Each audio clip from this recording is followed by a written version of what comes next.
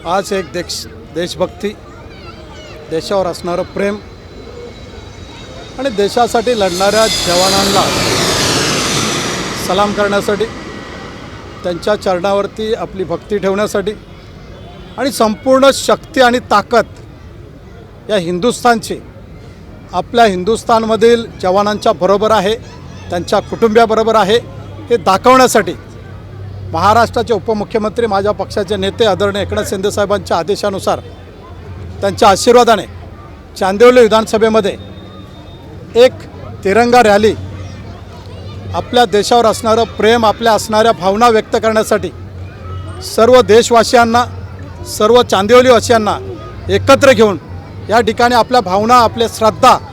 आपली भक्ती या ठिकाणी ठेवण्यासाठी, एकजूट दाखवण्यासाठी या ठिकाणी मोठ्या संख्येने सर्व या ठिकाणी चांदिवलीमधील